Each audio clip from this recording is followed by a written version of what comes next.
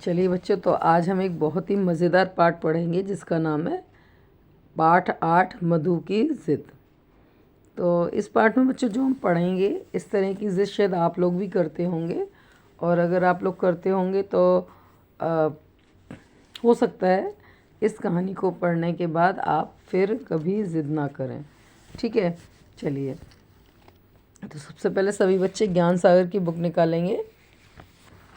Page number आपको निकालना है 36, चैप्टर नंबर 8 है, पाठ 8 मधु की ज़िद। चलिए। आज मधु सुबह से ही मुंह फुलाकर बैठी थी। मुंह फुलाकर बैठने का मतलब आप समझते हैं, गुस्सा होकर बैठना। शाम को उसे अपनी सहेली के जन्मदिन में जाना था। शाम को उसको कहाँ जाना था? सहेली के यहाँ। इसलिए मैं मम्मी से नए फ्रॉक ख़रीदने की ज़िद कर रही थी। क्या ज़िद कर रही थी? अपनी मम्मी से फ़्रॉक ख़रीदने की।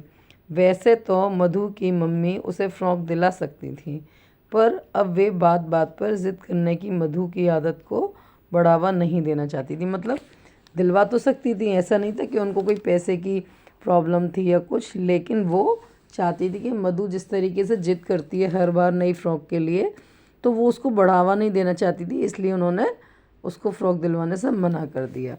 उन्होंने मधु को समझाने की कोशिश की। देखो मधु, ऐसे अगर हर सहेली के जन्मदिन के लिए नई फ़्रॉक ख़रीदोगी तो जल्दी ही इतनी सारी फ़्रॉक हो जाएंगी कि उन्हें रखने के लिए तुम्हारी अलमारी में जगह नहीं बचेगी, और फिर अपने पापा के इतनी मेहनत के कमाए पैसों को इस तरह फिजूल खर्च करना भी तो सही नहीं। मम्मी ने उसको क्या समझाया कि अगर आप हर सहेली की बर्थडे पर नई फ़्रॉक ख़रीदोगे तो आपकी जल्दी ही अलमारी पूरी भर जाएगी, फिर आप उनको रखने के लिए भी आपको उनकी जगह नहीं मिलेगी।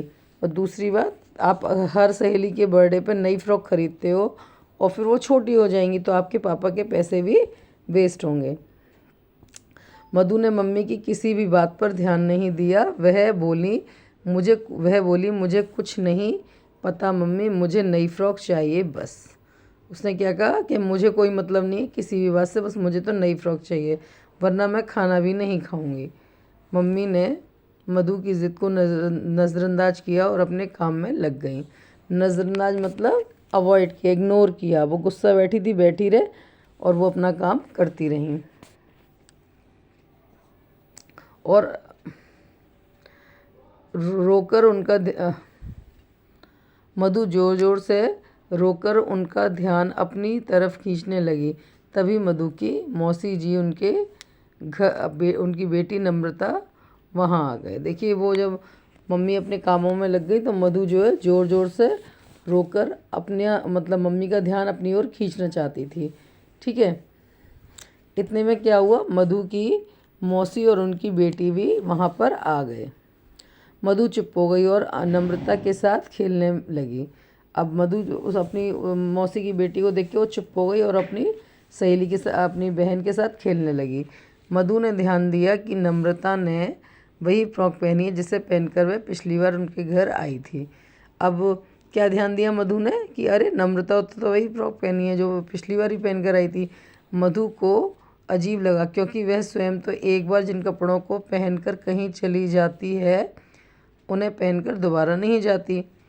अब उसे अजीब क्यों लगा? क्योंकि वो जो नम्रता थी वो वही फ्रॉक पहन कर आई थी जो पिछली बार पहन कर आई थी, लेकिन मधु कभी ऐसा नहीं करती थी। वो एक बार जिस फ्रॉक को अपनी किसी एक सहेली के पहन लेती थी, वहाँ पर वो उसको दोबारा नहीं पहनती थी।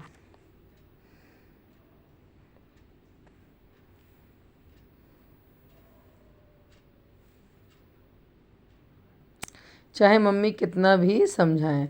मधु सीधे मौसी के पास गई और बोली, मौसी जी, आपने नम्रता को दूसरी नई फ्रॉक क्यों नहीं दिलवाई? वह पिछली बार भी इसे ही पहनकर आई थी।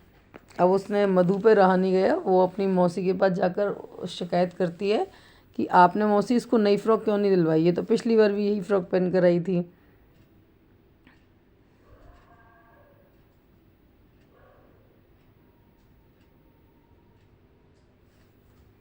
मौसी जी ने प्यार से मधु को समझाया, बेटा, ढेर सारे कपड़े या खिलौने घर में जमा करने लेने से क्या फ़ायदा।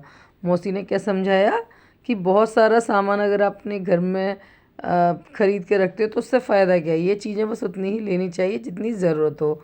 इस तरह अगर हम छोटी छोटी चीज़ों में पैसे बचाएंगे तो वो आगे चलकर तुम्हारी ही पढ़ाई में काम आएंगे। और तुम्हें पता है सबसे अच्छी बात क्या है? तुम्हारी बहन नम्रता किसी चीज़ की ज़िद भी नहीं करती है। मैं इसे जो भी बात कहूँ वह मान लेती है, इसलिए तो मेरी बिटिया सबकी लाडली है। मधु आश्चर्य से मौसी जी की बातें सुन रही थी। उसे अपने आप पर अफसोस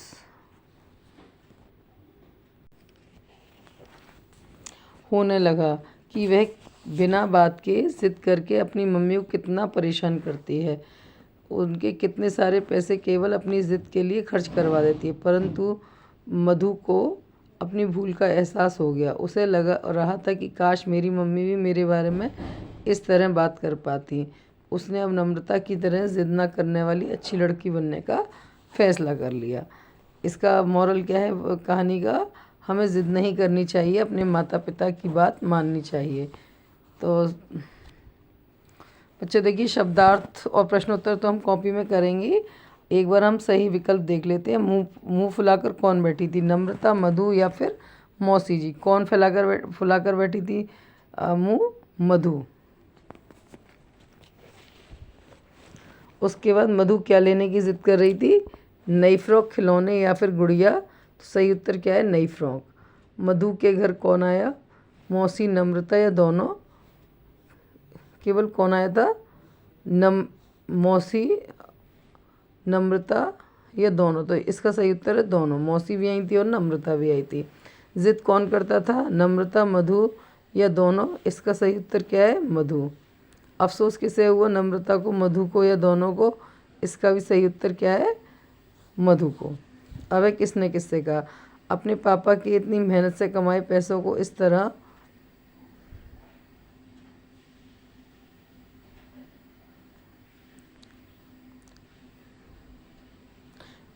फिजूल खर्च करना भी तो सही नहीं है। मम्मी ने मधु से, मुझे नई फ्रॉक चाहिए बस, वरना मैं खाने भी नहीं खाऊंगी। तो इसका सही उत्तर होगा मधु ने मम्मी से।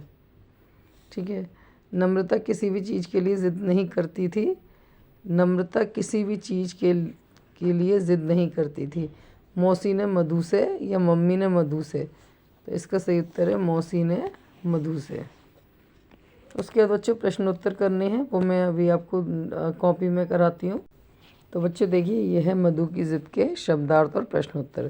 पहला शब्द क्या है? मुंह फुलाकर बैठना, मतलब नाराज़ होना, नज़रअंदाज, अनदेखा करना, जैसे किसी को हम अवॉइड करते हैं।